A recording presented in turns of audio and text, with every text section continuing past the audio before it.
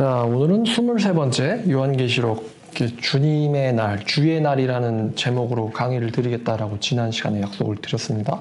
그 6번째 이어 있는 강의예요.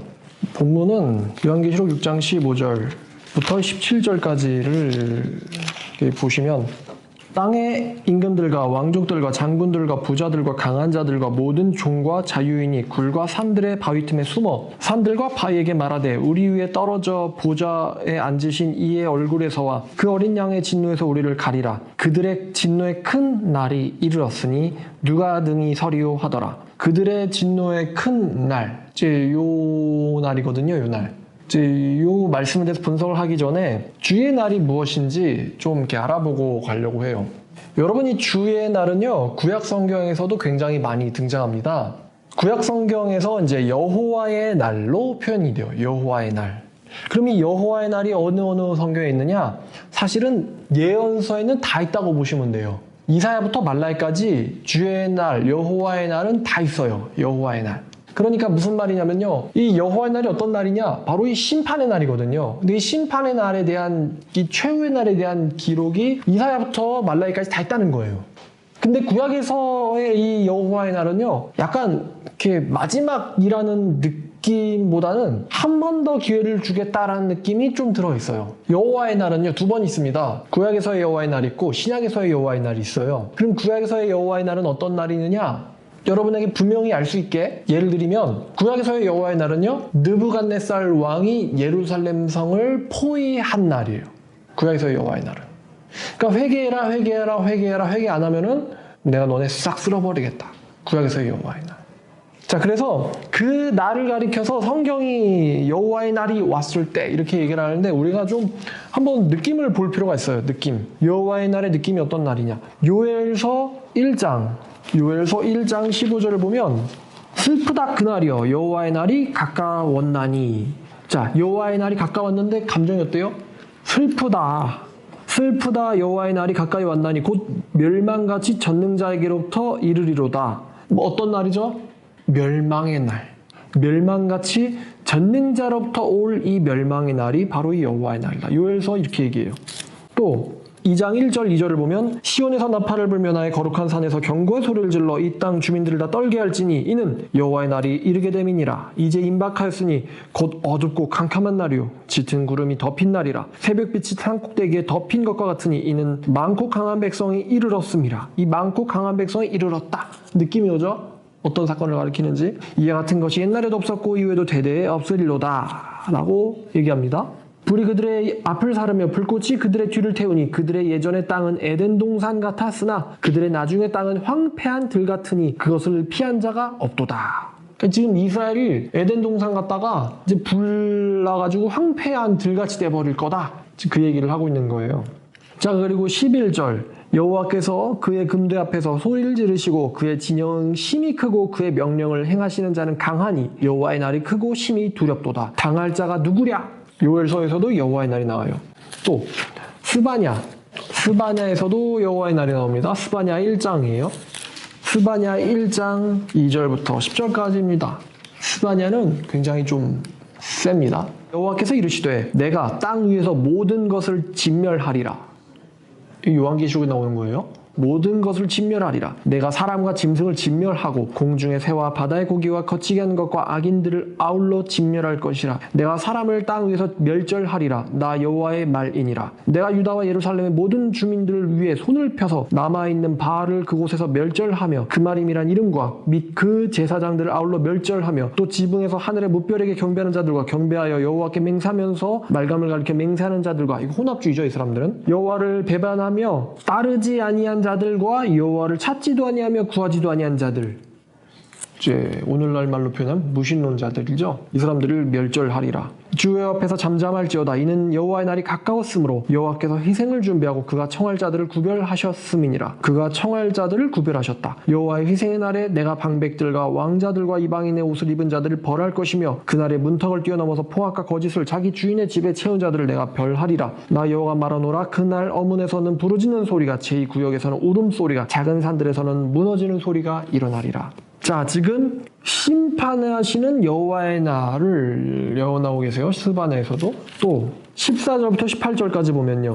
14절 여호와의 큰 날이 가깝도다. 큰 날이 가깝도다. 가깝고도 빠르도다. 여호와의 날이 소리로다. 용사가 거기서 심히 슬피 오는도다. 그날은 분노의 날이요 환난과 고통의 날이요 황폐와 패망의 날이요 캄캄하고 어두운 날이요 구름과 흑암의 날이요 나팔을 불어 견고한 성읍들을 치며 높은 망대를 치는 날이로다. 내가 사람들에게 고난을 내려 맹인같이 행하게 하리니 이는 그들이 나 여호와께 범죄하였음이라. 또 그들의 피는 쏟아져서 티끌같이 되며 그들의 살은 분토같이 될지라. 그들의 은과 금이 여호와의 분노의 날에 능히 그들을 건지지 못할 것이며 이 온 땅이 여호와의 질투의 불에 삼켜지리니 이는 여호와가 이 땅 모든 주민을 멸절하되 놀랍게 멸절할 것임이라. 여기서도 여호와의 날이 묘사되고 있죠. 여호와의 큰 날이 가깝도다. 큰 날. 이게요, 요한계시록도 이 말씀들에서 이제 영향을 받았어요. 요한계시록 19장 17절을 보면 또 내가 보니 한 천사가 태양 안에 서서 공중에 나는 모든 새를 향하여 큰 음성으로 외쳐 이르되 와서 하나님의 큰 잔치에 모여라. 큰 날에 모여라. 큰 잔치에 모여라. 여호와의 큰 날이 가깝도다. 큰 날, 큰 잔치. 또 우리가 방금 읽었던 요한계시록 6장 17절에 그들의 진노의 큰 날이 이르렀으니 큰 날이 이르렀으니 누가 등이 그 앞에 서리요. 여호와의 큰 날이 가깝도다. 그리고 아모스 5장을 보시겠습니다. 아모스 5장 18절부터 보실게요. 화 있을진저 여호와의 날을 사모하는 자여 너희가 어찌하여 여호와의 날을 사모하느냐. 그날은 어둠이요 빛이 아니니라. 마치 사람이 사자를 피하려다가 곰을 만나거나 혹은 집에 들어가서 손에 벽을 대었다가 뱀에게 물림 같도다. 여호와의 날은 빛없는 어둠이 아니며 빛남 없는 캄캄함이 아니냐. 그러니까 여호와의 날은 뭐예요? 빛이 아니라 어둠이다 너희에게. 왜 여호와의 날을 사모하냐? 여호와의 날을 사모하는 너희에게 화로다. 여호와의 날은 어둠이지 빛이 아니다. 가끔 어떤 이런 사람들이 있어요. 아, 예수님이 빨리 왔으면 좋겠어. 예수님 이렇게 말씀하시겠죠. 나의 날을 사모하는 너희에게 화 있을진저 너희가 어찌하여 나의 재림의 날을 사모하느냐? 그날은 어둠이지 빛이 아니다. 이렇게 말씀하실 수도 있겠죠. 자, 또 나훔 성경 펴기 좋죠. 1장 6절에 누가 능히 그의 분노 앞에 서며 누가 능히 그의 진노를 감당하랴.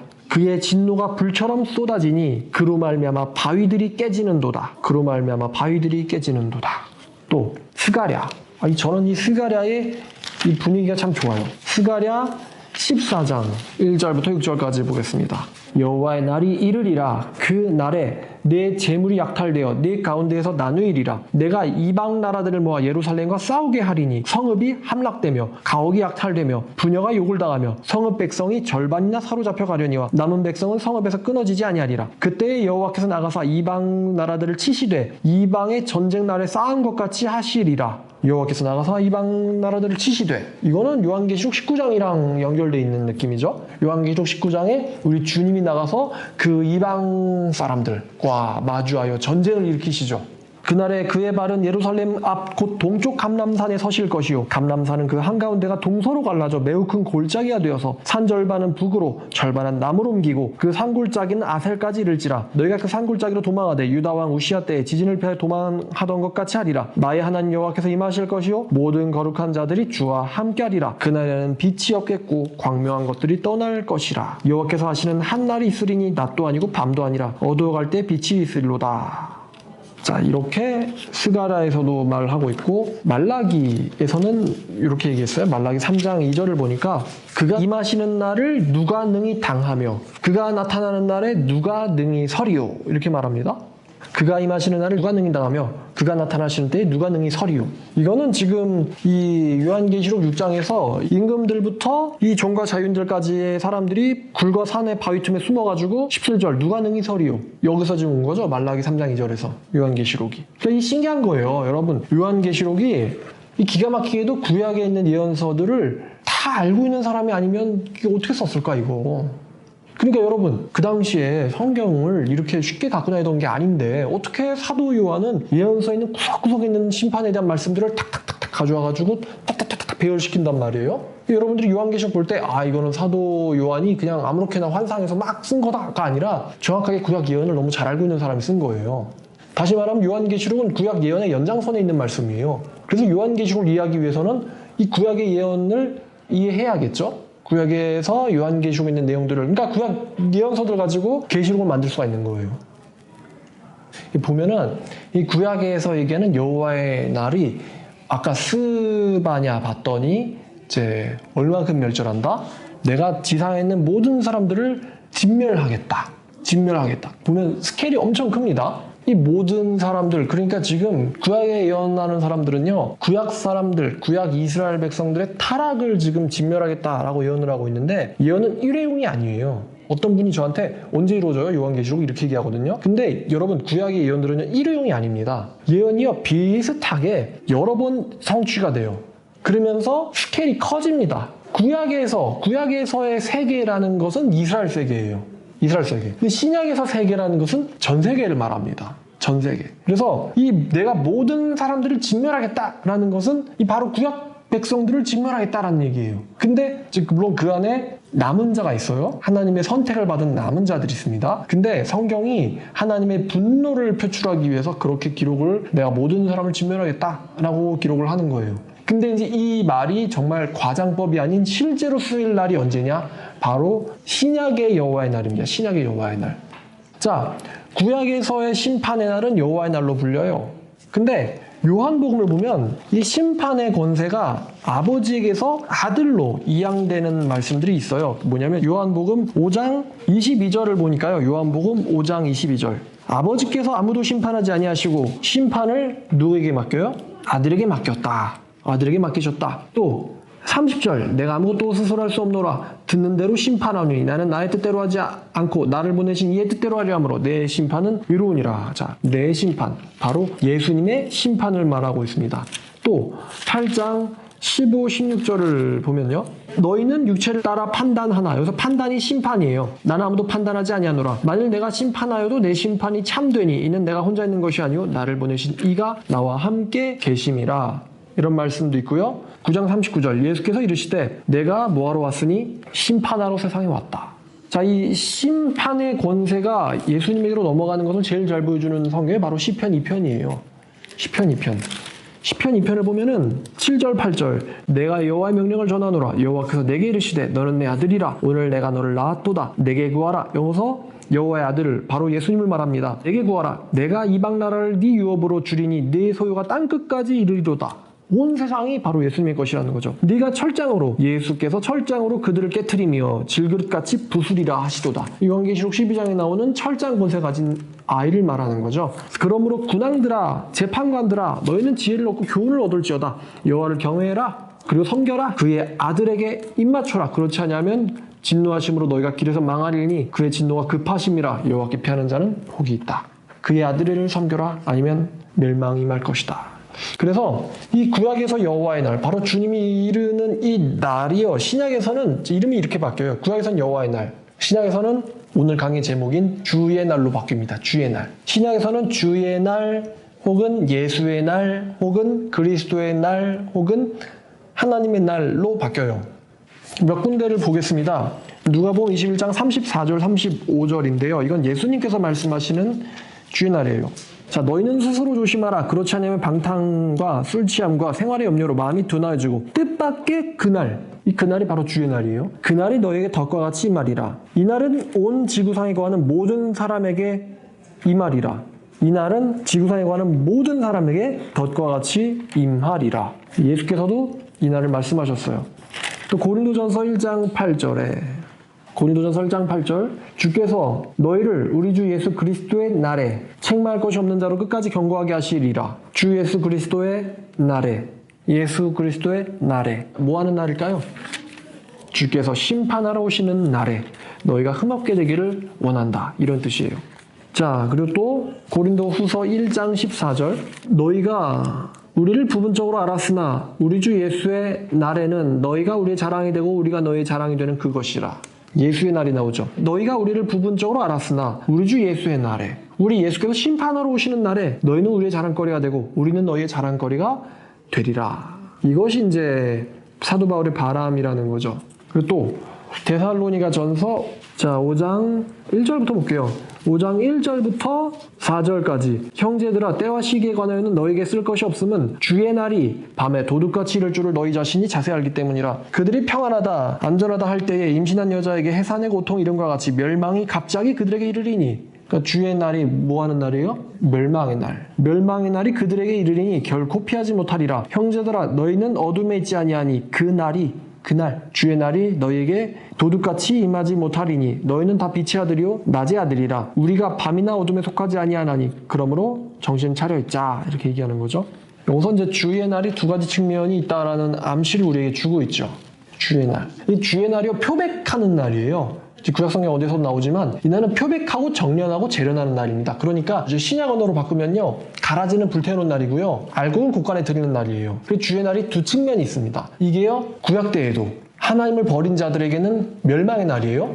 근데 하나님을 찾는 자들, 다시 말하면 구약 언어로는 남은 자들이거든요. 남은 자들에게는 단련의 날입니다. 그러니까 그날이 구약때의 가라지에게는 제거되는 날이고 구약때의 미랄들에게는 남겨진 자들, 남은 자들에게는 구원의 날이에요. 갈라주는 날이란 말이에요. 갈라주는 날. 자, 그럼 신약때의 주의 날은요. 이 어떤 날이냐? 아까 보니까 우상 숭배하는 자들, 그다음에 하나님을 찾지도 구하지도 않는 자들, 이들에게는요. 이 날이 멸망의 날이에요. 근데 하나님을 찾는 자들에게는 이 하나님을 찾는 자들이 이 날에 어떻게 표현이 되고 있냐면은 이긴 자로 표현됩니다. 이기는 자. 그러니까 구약에서는 남은 자예요. 신약에서는 이긴 자입니다. 구약에서는 주님이 남겨놓으신 자가 구원받는 날이고 신약에서는 이기는 자가 구원받는 날이에요. 이기는 자가 하나님 앞에 정당하다고 평가받는 날이 바로 예수의 날입니다. 그날에. 자, 그리고 데살로니가 후서 2장 1절 2절을 보면요. 형제들아 우리가 너에게 구하는 것은 우리 주 예수의 강림과 그 앞에 모임에 대하여 영으로나 또는 말로나 또 우리에게서 받았다는 편지로나 주의 날이 이르렀다고 해서 쉽게 마음이 흔들리거나 두려워하거나 하지 말아야 한다는 것이다. 주의 날이 여기서도 또 나오고 있죠. 주의 날. 베드로서 3장 10절 11절을 보면 그러나 주의 날이 도둑같이 오리니 그날에는 하늘이 큰 소리로 떠나오고 물질이 뜨거운 불에 풀어지고 땅과 그 중에 있는 모든 일이 드러나리로다. 이 모든 것이 이렇게 풀어지니 너희가 어떠한 사람이 되어야 마땅하냐? 거룩한 행실에 경건함으로. 12절 하나님의 날이 임하기를 바라보고 간절히 사모하라. 지금 예수의 날, 그리스도의 날이 하나님의 날로 바뀌었죠. 그러니까 하나님의 임하심, 구약의 여호와의 날이라는 거죠. 예수의 날은, 주의 날의 정체는 하나님의 날이라는 거예요. 구약에. 하나님의 날이 임하기를 바라보고 간절히 사모하라. 그날에 하늘이 불에 타서 풀어지고 물질은 뜨거운 불에 녹아지려니와 그날에, 심판의 날에. 자, 그리고 이제 우리가 잘 알고 있는 마태복음 7장 22절에 바로 이 주의 날이 또 한 번 나옵니다. 마태복음 7장 22절에 그날에 많은 사람들이 나더리로되 주여 주여 우리가 주의 이름으로 선지자 노릇하고 주의 이름으로 귀신을 쫓아내며 주의 이름으로 많은 권능을 행하지 아니하였나이까 하리니. 그날에 주의 날에 주의 날. 자,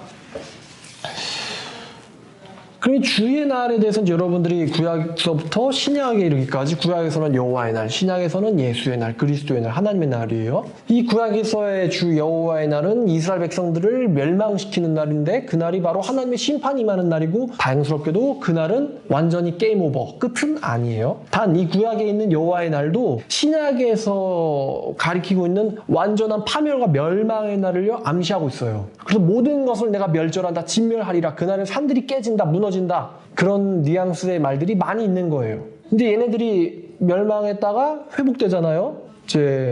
씨죠. 사람의 씨와 짐승의 씨가 뿌려지듯이 사람들의 자손들이 회복되고 짐승들의 새끼들이 회복돼가지고 다시 한번 이스라엘이 생기잖아요. 그 다음에 이제는 이 복음이 땅끝까지 퍼져서 세계라는 개념이 이스라엘 지경에서 전 세계로 커진단 말이에요. 그럼 이 전 세계에서 하나님을 바라보는 이방에게 빛이 비추었다, 혹은 이방이 주의 이름을 부르게 될 것이다, 내가 나를 찾지 않는 자들에게 발견되었다. 그래서 복음이 하나님의 백성 개념이 이스라엘 선민에서 전 세계로 바뀌거든요. 근데 전 세계의 백성들이 이제 또 타락을 하죠. 우리 인간들의 전유물이죠. 타락. 그럼 타락하면 이 중에서 하나님의 선택받은 자들은 남겨놔야 되고, 하나님의 선택받지 못하고 타락하는 자들, 또 혼합주의자들, 여호와를 찾지도 않고 구하지도 않는 자들, 다시 말하면 예수님을 찾지도 않고 구하지도 않는 자들이 제거될 날이 있을 것인데 바로 그날이 예수님께서 얘기하시는 그날이라는 거죠.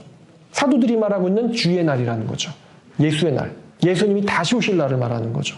하나님의 날, 그리스도의 날, 사도들이 가리키고 있는 그날, 그리고 오늘 보고 있는 이 계시록의 그들의 큰 진노의 날이 바로 이 날이죠. 우리가 지금 배우고 있는. 그래서 두 측면이 있다. 바로 멸망과 구원인데 어마무시한 날이죠. 지금 우리가 이제 읽었던 말씀들이 다 쉬운 말씀들은 아니에요. 굉장히 가벼운 말씀이 아니고 굉장히 무거운 말씀입니다. 여기 이제 이 구절을 보면은 계시록 6장 16절에 보좌에 앉으신 이의 얼굴에서 어린 양의 얼굴에서 어린 양의 진노로부터 누가 우리를 가리랴 그랬는데, 이 보좌에 앉으신 이라는 이 단어가요 또 한 번 나오는 부분이 바로 요한계시록 20장 11절이에요. 근데 아시겠지만 요한계시록 20장 11절에 보좌와 그 위에 앉으신 이라는 이 날은요 최종 심판이잖아요.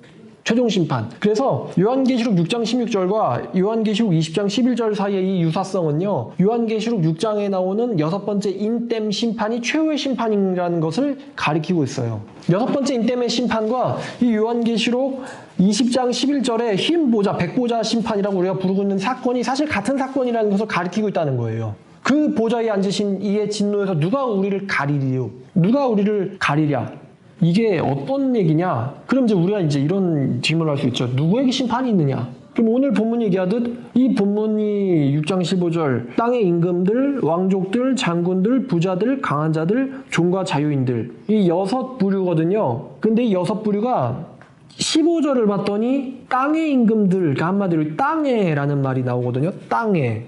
또 10절에 5번째 인때 쓸 때에 그 죽인당한 자들이 땅에 거하는 자들을 언제 심판하실 겁니까? 라고 이렇게 정의를 부르짖는 순교자들의 외침이 있었습니다. 땅에 거하는 자들. 그럼 이 땅에 거하는 자들이 어떤 자들이냐?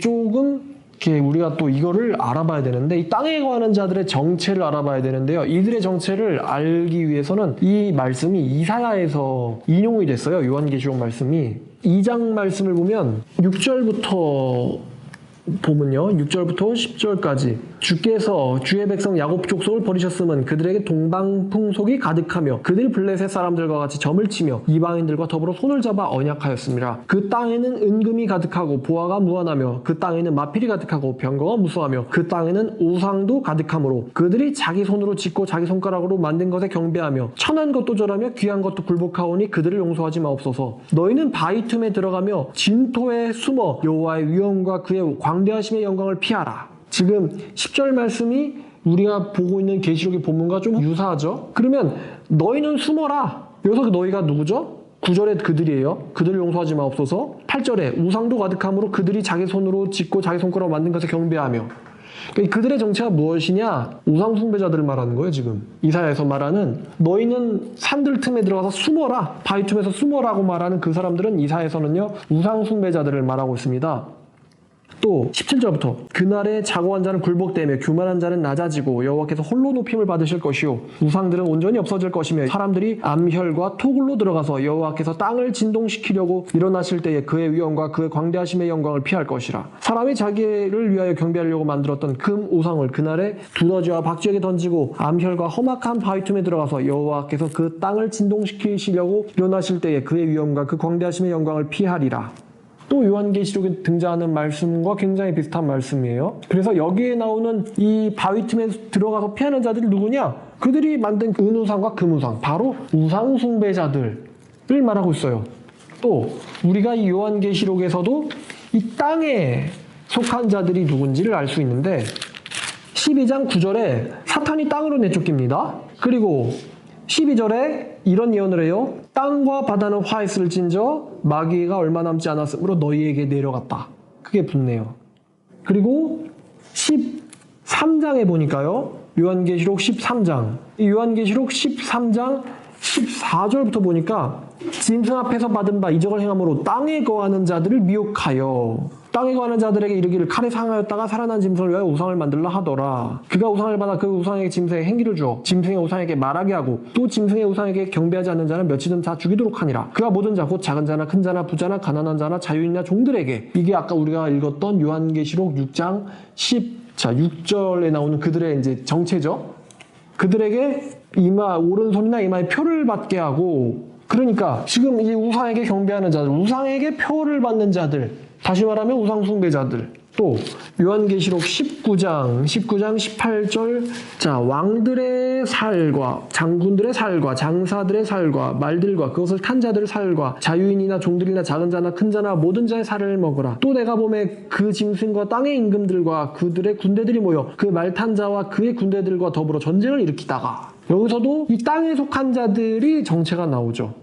바로 앞장인 18장 3절을 보니까요. 그 음행의 진노의 포도주로 말미암아 만국이 무너졌으며 또 땅의 왕들이 그와 더불어 음행하였으며 땅의 상인들도 그 사치의 세력으로 치부하였도다 하더라. 이 땅에 속한 자들 누구냐? 이사야에서는 이 우상 숭배자들, 그리고 요한계시록에서는 땅에 속해서 사탄을 경배하거나 사탄을 따르는 자들을 말하고, 스바냐 버전으로 표현하면요, 스바냐 1장 6절에 우리가 읽었죠. 뭐라고 하냐면은 여호와를 찾지도 아니하고 구하지도 않는 자들입니다.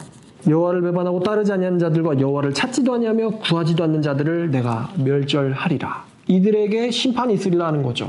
그러니까 그냥 쉽게 여호와를 찾지도 않고 구하지도 않는 우상 숭배자들을 멸절한다, 이렇게 얘기하면 되는데, 그 15절이네요. 15절에 땅의 임금들과 왕족들과 장군들과 부자들과 강한 자들과 모든 종과 자유인이라고 지금 6계층으로 나눴거든요. 근데 지금 이 신분 계층이 사실은 로마 시대를 사는 사람들한테 이게 이해가 딱 잘 되는 신분 계층인데, 이게 뭐냐면요, 임금들과 이 로마 제국에서 카이사르를 섬기는 각 제국의 가신들을 말하는 거예요. 땅의 가신들, 제국의 가신들과 그리고 제국의 가신들을 섬기는 왕족들, 왕족들과 그들을 섬기는 장군들, 이게 로마의 병사제도인 천부장 같은 제도죠. 장군들과 부자들, 카이사르를 섬기는 부자 가문을 얘기하는 거예요. 카이사르를 섬기는 부자 가문들과 강한 자들, 첫 번째부터 5번째 계층에 포함된 사람들 중에 강한 자들을 가리키는 것이고, 마지막에 제일 하층인 종과 자유인들,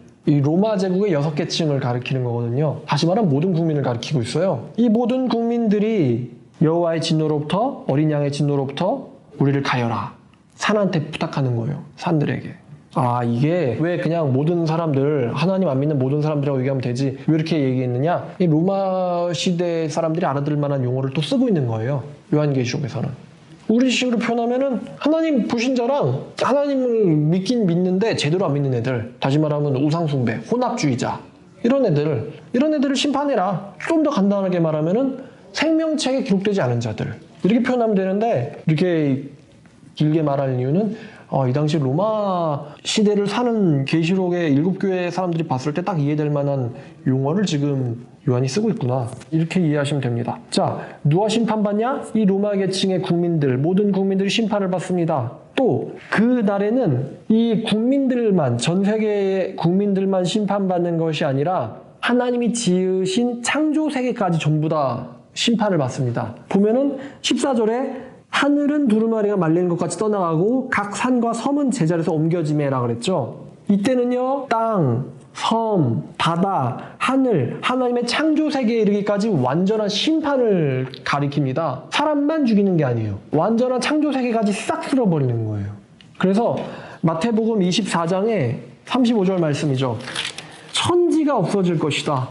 천지의 땅, 섬, 바다, 하늘 다 포함되는 거죠. 천지가 없어질 것이다 라고 예수께서 말씀하셨고요. 요한계시록 20장 11절에서는 땅과 하늘이 그 앞에서 피하여 간데 없더라. 땅과 하늘이 그 앞에서 없어졌다. 21장 1절에서는 처음 하늘과 처음 땅이 없어졌고 바다도 더 이상 있지 않더라. 그러니까 천지, 땅, 섬, 바다, 하늘 다 없어진 거예요. 하나님의 창조 세계의 완전한 심판을 말합니다. 왜냐하면 인간의 타락으로 하나님의 창조 세계까지 더럽혀졌거든요. 그 창조 세계까지 전부 다 심판을 하는 거예요. 여러분, 구약 때 인간이 타락함으로 하나님이 땅에 숨으로 호흡하는 것들을 싹 쓸어버리셨거든요. 동물이 무슨 죄를 잘못이 있어서? 간단해요. 하나님의 창조 세계를 인간이 대표하기 때문이에요.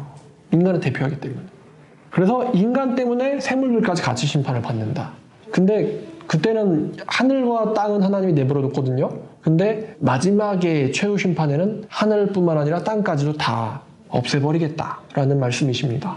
무서운 심판이죠. 무서운 심판. 제가 오늘 좀 한 1시간 정도 서울 거리를 걸었는데, 여러분 1시간만 걸어 다니니까요, 막 기관지랑 코가 완전히 좀, 어제 비가 와가지고 그래도 맑은 공기였음에도 불구하고 이 코랑 기관지가 되게 좀 이렇게 좀 따갑더라고요. 지금도 좀 따가워요. 그러니까 여러분, 이게 지금 공기도 돈 주고 사 마시는 시대가 됐어요. 그쵸? 어떤 건물 안에 들어가야 되거든요. 카페를 들어가든 집에 들어가든 이 공기도 사 마셔야 되는 시대가 됐어요. 공기청정기를 사야 되고 돈 주고, 그죠? 왜냐면 맹공기 마시면, 나가서 맹공기 마시면 코가 아프거든요. 하나님의 창조 세계가 지금 타락의 영향을, 인간의 죄성에 의한 타락의 영향을 받고 있는 거예요. 인간들이 자기가 편하고자 마구마구 저질러버린 오염의 영향을 누가 도로받아요? 우리 인간들이 다 받는데 피할 수가 없는 거예요. 심지어 선택받은 사람들조차도. 그러면 이 점점 나빠지고 있죠. 계속 나빠지고 있어요. 계속 나빠지고 있어요. 그럼 더 마지막의 끝은 그 심판으로 인해서 사람들의 4분의 1이 죽고 3분의 1이 죽고 다 죽고 창조세계까지 전부 다 심판당한다 라는 것으로 지금 우리가 점진적으로 진행되고 있는 거예요. 옛날에 물 사 먹고 이거 뭐 상상이나 했겠어요? 지금은 당연히 사 먹어야 되죠. 다음에 걸러 먹든지 사 먹든지. 앞으로 공기도 사 마실걸요? 당연히 사 마시든지 걸러 마시든지. 공기도요. 자, 근데 이제 이들의 요청, 이들의 누가 심판받냐? 얘네들, 땅의 임금들부터 종과 자유인까지. 근데 얘네들이 뭐라고 말하냐면 산과 바위에게 말하되 우리 위에 떨어져 보좌 위에 앉으신 이의 얼굴에서와 그의 어린 양의 진노에서 우리를 가려라. 사실 이게 무슨 얘기냐면요, 차라리 우리를 죽여라 이거예요. 가려라. 이 가려라에 사실 암시가 되고 있는 게 사실 창세기 3장이에요. 3장에서 아담이 하나님 말씀 어기고 나서 어떻게 했어요? 3장 9절에서 자, 여호와 하나님이 아담을 부르시며 그에게 이르시되 네가 어디 있느냐? 내가 동산에서 하나님의 소리를 듣고 내가 벗었으므로 두려워 숨었나이다. 8절에도 그들이 그날 바람 불 때 동산 거니시나 여호와의 하나님의 소리를 듣고 아담과 그의 아내가 여호와 하나님의 낯을 피하여 동산나무 사이에 숨은지라. 그러니까 여기서도 피했어요. 나무 사이에 숨었다. 이거랑 비슷한 게 이제 산들과 바위에게 우리를 가려라. 이게 이 산들과 바위에게 우리를 가려라는 것도 역시 구약 예언서에서 온 거예요. 호세아 10장 8절에서 아까 이사야에도 나왔지만 호세아 10장 8절에서 이스라엘의 죄 곧 아웬과 산당은 파괴되어 가시와 찔레가 그 제단 위에서 날 것이니 그때에 그들이 산더러 우리를 가리라 할 것이요 작은 산더러 우리 위에 무너지라 하리라. 여기서도 지금 가지고 왔어요. 요한계시록 6장 16절이. 근데 산더러 우리 위에 무너지라. 지금 이게요, 호세아에서 말하는 상황은 어떤 상황이냐면은 이 북이스라엘이 사마리아 7절에 보니까 사마리아 왕은 물 위에 있는 거품같이 멸망할 것이며 이스라엘의 죄 곧 아웬의 산당은 파괴되며 가시와 찔레가 그 제단 위에 날 것이니 그때에 그들이 산더러 우리를 가리라. 이 아시리아에 의해서 지금 북이스라엘이 멸망당하는데 이 북이스라엘의 멸망, 그러니까 아시리아에 의한 약탈과 파괴와 살해, 학살이 너무나도 잔인한 결과 이스라엘 백성들이 차라리 우리를 죽여라. 이 아시리아의 손을 통해서 하나님이 아시리아를 통해서 베풀고 있는 이 심판에 직면한 북이스라엘 백성들의 발악이, 외침이, 울부짖음이 차라리 우리를 죽여라 이거예요. 산들아 우리를 덮어라. 작은 산들아 우리 위에 무너져라. 너무나 끔찍해서 차라리 죽기를 구하는 거예요. 근데 이 북이스라엘에게 임한 재앙, 재난, 이것을요 누구도 또 인용하냐면 예수님도 인용을 해요.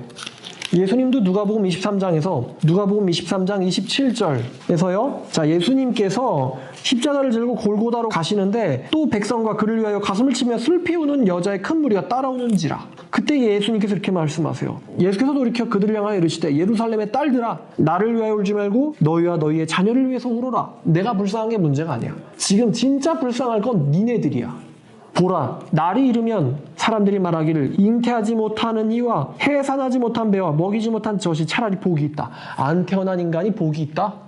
그때에 사람들이 산들에 대하여 우리 위에 무너지라 하며 작은 산들에 대하여 우리를 덮으라 하리라.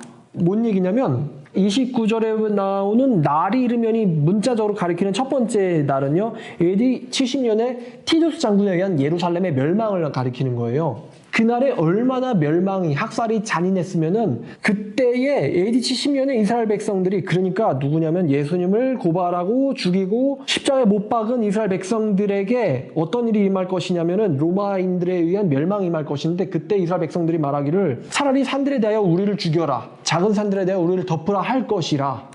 이게 1차적 사건이에요. 근데 이 똑같은 말을 호세아에도 있었고 이사야에도 있었던 이 똑같은 말을 누가 마지막에 인용할 거다? 모든 하나님을 찾지도 아니하고 구하지도 아니한 자들이 인용하게 될 거라고 요한계시록은 얘기하고 있는 거예요. 그러니까 이 멸망의 날이요, 예표적이죠. 상징성을 갖고 있는 거예요. 아예 없는 건 아닌데 국지적으로 있었던 게 점점점 확장된다는 거예요. 그때 우상 숭배하느라 서기관 바리새인들 얘네들 돈을 좋아하는지라 그 예수님 못 박아준 얘네들한테 하나님의 심판과 징벌의 날이 임할 그날 그들이 자기들을 차라리 죽여라 라고 말할 것이다. 31절 푸른 나무에도 이같이 하거늘. 푸른 나무가 뭐예요? 잘 가리키는 거예요. 아니 나 하나님의 아들한테도 이렇게 하는데. 그리고 또 마른 나무는 어떻게 되리요? 푸른 나무에도 지금 이렇게 그들이 하고 있는데 마른 나무들은 그들은 어떻게 되겠느냐? 하나님의 심판의 날에 이렇게 말씀하고 계세요. 그리고 예수님께서 누가복음 20 왜 이들이 차라리 자기를 죽여라 라고 말을 하냐면은 누가복음 21장 25절을 보니까 자 1월 성신에는 징조가 있겠고 땅에는 민족들이 바다와 파도와 성난 소리로 인하여 자 땅의 민족들이 땅의 족속들이죠. 계시록 버전으로 바꾸면 그들이 혼란한 중에 공고하리라. 사람들이 세상에 임할 일을 생각하고 무수함으로 기절하리니 이는 하늘의 권능들까지 흔들리겠습니다. 무서워해서 어느 정도로 기절할 정도로 정신이 온전하지 못할 정도의 공포에 사로잡힐 것이다. 그 공포에 사로잡힌 나머지 하는 말이 산들아 바위들아 우리를 덮어라. 잘 죽여라 이거예요.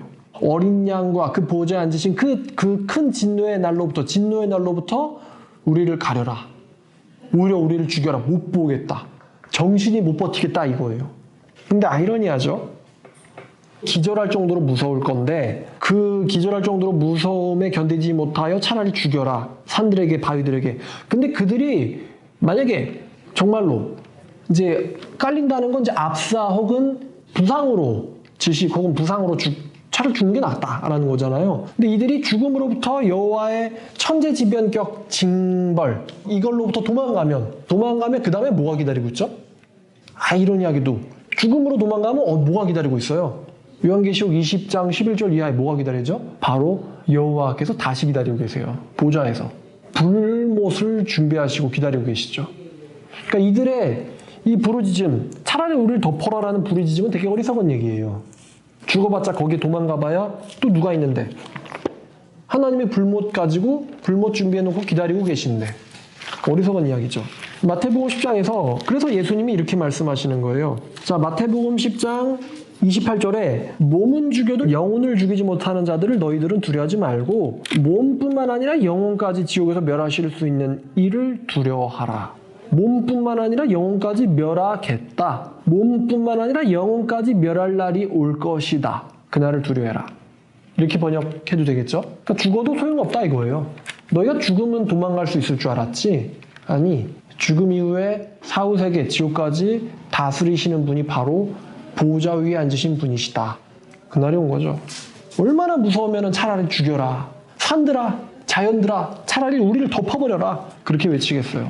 이 날이 요엘서 3장을 한번 또 보면요. 요엘서 3장 10절부터 15절까지 보면요. 너희는 보습을 쳐서 칼을 만들지어다. 낫을 쳐서 창을 만들지어다. 약한 자도 이르기를 나는 강하다 할지어다. 사면의 민족들아 너희는 속히 와서 모일지어다. 여호와여 주의 용사들로 그리로 내려오게 하옵소서. 민족들은 일어나서 여호사밧 골짜기로 올라올지어다. 내가 거기 앉아서 사면의 민족들을 다 심판하리로다. 너희는 낫을 쓰라. 곡식이 이것도다. 와서 밟을지어다. 포도주 틀이 가득히 차고 포도주 독이 넘치니 그들의 악이 크미로다. 사람이 많으며 심판의 골짜기에 사람이 많으며 심판의 골짜기에 여호와의 날이 가까우미로다. 해와 달이 캄캄하며 별들이 그 빛을 거두도다. 자, 지금 뭔가 익숙한 부분이 있어요. 낫을 쓰라. 곡식이 이것도다. 와서 밟을지어다. 포도주 틀이 가득히 차고 포도주 독이 넘치니 그들의 악이 크미로다. 보습을 쳐서 낫을 만들지어다. 이게 좀 무서운 이야기죠. 요한계시록 14장을 보시면은 이 요한계시록 14장 14절에 내가 보니 흰 구름이 있고 구름 위에 인자 같은 이가 앉았는데 자 15절에 다른 천사가 성전으로부터 나와 구름 위에 앉은 이를 향하여 큰 음성으로 외쳐려되 당신의 낫을 휘둘러 거두소서 땅의 곡식이 다 익어 거둘 때가 이르렀음이나 하되 구름 위에 앉으신 이가 낫을 땅에 휘두르매 땅의 곡식이 거두어지더라. 또 다른 천사가 하늘에 있는 성전에서 나오는데 역시 예리한 낫을 가졌더라. 불을 다스리는 다른 천사가 제단으로부터 나와 예리한 낫 가진 자를 향하여 큰 음성으로 불러 이르되 네 예리한 낫을 휘둘러 땅의 포도송이를 거둬라. 그 포도가 익었느니라 하더라. 천사가 낫을 땅에 휘둘러 땅의 포도를 거두어 하나님의 진노의 큰 포도주 틀에 던짐에 성 밖에서 그 틀이 밟히니 틀에서 피가 나서 말 굴레까지 닿았고 1600 스타디온에 퍼졌더라. 요엘서 3장 10절부터 15절 말씀을 요한계시록이 또 인용했죠. 그러니까 이 구약에서의 여호와의 날, 낫 휘두르고 포도주 틀을 밟는 날이 어떤 날이냐? 이 요한계시록 14장 끄트머리에 나오는 천사를 통해서 거듭나지 못한 자를 학살하는 여호와의 진노의 포도주 틀, 하나님의 진노의 큰 포도주 틀. 크다라는 건요, 이 안에 들어갈 자들이 많다는 거예요. 그것을 성 밖에서, 그들은 성 안에 못 들어갑니다. 성 밖에서 밟히니 이들이 예수님을 성 바깥에서 죽였죠. 예루살렘 성 바깥에 골고다 언덕에서 죽였거든요. 지들이 한 대로 당하는 거예요. 이들은 첫 번째 예루살렘 성 바깥에서 예수를 죽였는데 그 죽인 그들, 예수를 알아보지 못하고 죽인 그들이 두 번째 예루살렘 성 바깥에서 이번에는 지들이 밟혀요. 그래서 예수님의 피가 흐르신 그곳에서 이번에는 그들의 피가 흘러지는데 얼마나 많이 흘러나가냐는지 1600 스타디온까지 퍼졌다. 엄청나게 퍼졌다 이거죠. 1600 스타디온. 자, 그러니까 이 구약의 여호와의 날이 신약의 하나님의 추후의 심판과 연결되어 있는 거예요. 자, 그럼 이제 마지막으로 한마디만 드릴 거예요. 어떤 자들이 구원을 얻느냐? 어떤 자들이 구원을 얻느냐? 뭐 신약에서 어떤 자들이 구원을 얻느냐? 여러분 잘 아시겠죠? 주 예수를 믿으라. 주 예수를 제대로 믿는 자들이 구원을 받는 건데 이 구약에서도 어떤 자들이 구원을 얻느냐? 스바냐 2장 1절부터 3절까지 보면요. 수치를 모르는 백성아 모일지어다 명령이 시행되어 날이 겨같이 지나가기 전 여호와의 진노가 너에게 내리기 전 여호와의 분노의 날이 너에게 이르기 전에 모여라. 그러니까 여호와의 분노의 날이 오면요 늦어요. 여호와의 규례를 지키는 세상의 모든 겸손한 자들아 너희는 여호와를 찾으며 공의와 겸손을 구하라. 너희가 혹시 여호와의 분노의 날에 숨김을 얻으리라. 누가 숨김을 얻느냐? 여호와의 규례를 지키며 세상의 겸손한 자들, 공의를 구하는 자들. 여호와의 규례를 지키며 겸손한 자들, 공의를 구하는 자들은 여호와의 분노의 날에 숨김을 당한다. 그러니까 스바냐 앞에 1장 6절에 여호와를 배반하고 따르지 아니한 자들과 여호와를 찾지도 아니하며 구하지도 아니한 자들에 반대되는 자들이에요. 여호와를 찾으며 규례를 지키며 겸손하며 공의를 구하는 자들이 이 여호와의 날에서 숨김을 받아요. 여호와의 날로부터 숨김을 받아요. 겸손, 여호와를 찾는 자, 공의를 구하는 자. 그리고 바울 사도와 같이 하나님을 위해서 자기의 모든 것을 포기한 자들, 그들에게 있어서 그날은 어떤 날이냐? 빌립보서 1장 10절을 보니까 너희로 지극히 선한 것을 분별하며 또 진실하여 허물 없이 그리스도의 날까지 이르고, 여기서 그리스도의 날이 나오죠. 그날이에요. 예수 그리스도로 말미암아 의의 열매가 가득하며 하나님의 영광과 찬송이 그리스도의 날에 되기를 원하노라. 또 2장 16절을 보니까 생명의 말씀을 밝혀 나의 다름질이 헛되지 아니하며 수고도 헛되지 아니하므로 그리스도의 날에 내가 자랑할 것이 있게 되려 함이라. 그러니까 바울은 뭐예요? 그리스도 날에? 멸망, 자랑. 그리스도의 날에 내가 자랑할 것이 있게 하려 함이라. 자, 이 그리스도의 날은 진정한 신자들에게 있어서 그리스도의 날은요, 자신들의 선한 일이, 다시 말하면 하나님을 위하여 한 이 섬김들이 계수되어서 회개, 그러니까 아이 아니에요? 여이예요? 회개되어서 계수되어서 하나님 앞에서 칭찬에 이르는 날이 진정한 신자들에게 바로 그리스도의 날이에요. 그러니까 좀 느낌이 참 묘하죠? 그날이 불신자들과 배신한 자들과 혼합주의자들과 우상숭배자들과 가짜 짝퉁신자들과 가라지들에게는 그날이 기절할 정도로 혼절할 정도의 무서운 날이거든요. 하나님의 창조 세계가 녹아서 베드로에 따르면 이 모든 것이 불에 타서 풀어지리니 그날에 너희가 어떤 사람이 되어야 되겠느냐. 하나님의 날이 임하기를 간절히 바라보고 사모해라 이렇게 얘기했는데 그날에 모든 피조 세계가 녹아 없어질 날이고 자신들이 불못에 던져질 날인데 바울에게 있어서는 그날은 자기가 예수님 앞에서 자랑하는 날이에요. 너희로 인해서 자랑하는 날, 너희로 인해서 영광받는 날이에요. 그날이. 그러니까 두 측면이 있다고 말씀드렸어요. 그날에. 자, 그러면 여러분에게 질문입니다. 마지막 질문이겠죠. 여러분, 그날에 이 요한계시록 6장 15절에서 나오는 이 땅의 임금들과 왕들과 장군들과 또 강한 자들과 종과 자유인들처럼 보좌에 앉으신 이와 어린 양의 진노로부터 우리를 숨기라며 산들과 바위들에게 우리를 덮으라고 애골복걸 비는 사람이 되고 싶으세요? 아니면은 그날에 바울처럼 하나님 앞에서, 예수 앞에서 자랑하는 사람이 되고 싶으세요? 그날에 영광을 얻는 사람이 되고 싶으세요? 아니면 그날에 제발 죽여달라, 죽어서라도 그 재앙을 도망가고 싶다라고 비는 사람이 되고 싶으세요? 뭐 무르나 만하죠. 죽어서 도망가면 누가 기다리고 있다? 하나님의 진노가 불목과 같이 기다리고 있는 거예요. 불못과 더불어 기다리고 있고 하나님을 위해서 모든 것을 희생한 자들은 그날 자랑하는 날이죠. 칭찬받는 날이죠. 영광의 날이죠. 인정받는 날이죠. 하나님한테 정당화되는 날이죠. 회노받는 날이기도 하죠. 거룩한 성에 들어가는 날이죠. 어린 양과의 혼인식이 있는 날이죠. 잔치에 청함받는 날이죠. 그렇죠? 두 측면이 있는 거예요. 정말 요한계시록 기가 막힙니다. 엄청나게 체계적으로 써졌어요. 정신착란자가 쓴 거 아니고 미치광이가 쓴 거 아니고 사기꾼이 쓴 거 아닙니다. 하나님의 말씀 잘 알고 있는 하나님의 사도가 쓴 성경이에요. 신기해요. 어떻게 구약에 컴퓨터도 없이 이렇게 구약 예언서를 자세하게 알고 이렇게 썼을까? 하나도 자기 마음대로 쓴 게 없고 구약 성경에 있는 예언을 하나님의 감동을 받아서 성령께서 보여주신 대로 썼어요. 그러니까 똑같지 말씀이. 그죠? 이 신기한 거죠. 말씀이 똑같다는 게. 자, 말씀 마치겠습니다. 주 예수의 날에 자랑하는 여러분 되기를 주님의 이름으로 축원합니다. 기도하겠습니다. 하나님 아버지 감사합니다. 오늘 말씀을 통하여 주의 날, 여호와의 날, 그리스도의 날, 하나님의 날에 대하여 알아보게 하심에 감사합니다. 아버지, 주님을 모르는 사람들은 그날에 산더러 우리를 덮으라고 말하겠지만 사도 바울과 같이 선택받은 자들은 그날에 주 예수의 날에 자랑할 것이 있을 것입니다. 하나님, 그날에는 홀로 하나님이 영광 받으실 것입니다. 아버지, 그날을 우리가 도둑처럼 도둑이 임하는 것처럼 당하는 것이 아니고 또 두려움에 떨며 당하는 것이 아니라 기쁨으로 간절히 바라보며 사모할 수 있는 사람 되기를 원합니다. 우리를 정련시켜 주시고 다듬어 주시기를 원합니다. 예수님의 이름으로 기도드렸습니다. 아멘.